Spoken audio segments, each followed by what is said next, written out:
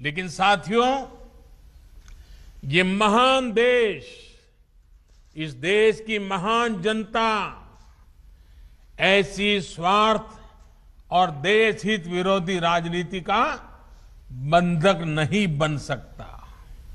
ये लोग देश को, देश के विकास को रोकने की कितनी भी कोशिश कर लें, ये देश इनसे रुकने वाला नहीं है।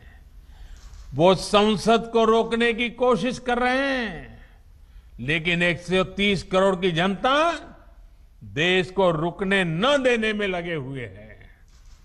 हर कठिनाई को चुनौती देते हुए देश हर मोर्चे पर तेजी से आगे बढ़ रहा है।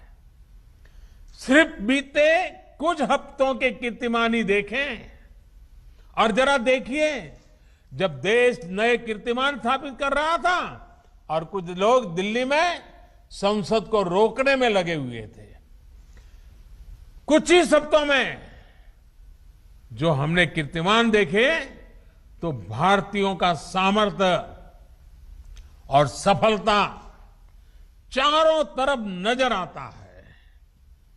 ओलंपिक में अभूतपूर्व प्रदर्शन को पूरा देश उत्साहपूर्वक देख रहा है। भारत टीकाकरण के मामले में भी 50 करोड़ के पड़ाव के बिल्कुल दरवाजे पर आकर के खड़ा हो गया है। देखते ही देखते उसको भी पार कर जाएगा। इस कोरोना कालखंड में भी भारतीयों का उद्यम नए प्रतिमान गढ़ रहा है।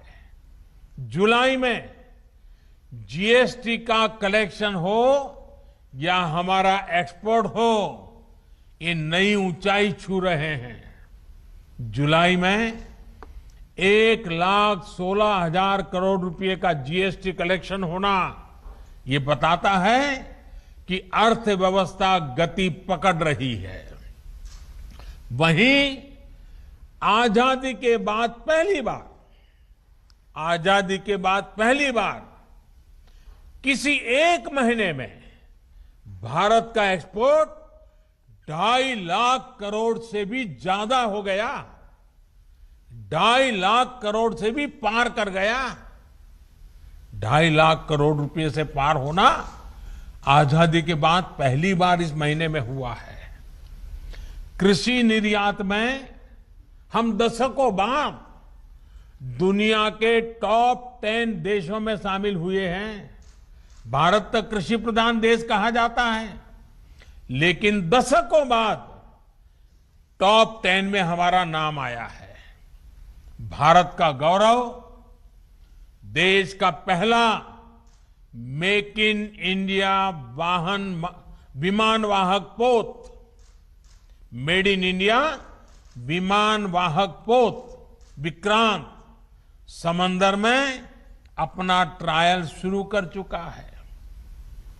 हर चुनौती को चुनौती देते हुए भारत ने लद्दाख में दुनिया की सबसे ऊंची मोटरेबल रोड का निर्माण पूरा किया है।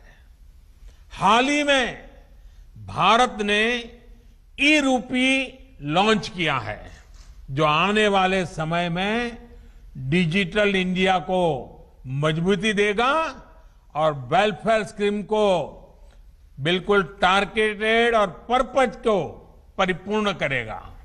साथियों, जो लोग सिर्फ अपने पद के लिए परेशान हैं, वो अब भारत को रोक नहीं सकते। नया भारत पद नहीं, पदक जीत करके दुनिया में छा रहा है। नए भारत में आगे बढ़ने का मार्ग परिवार नहीं, बल्कि परिश्रम से तय हो।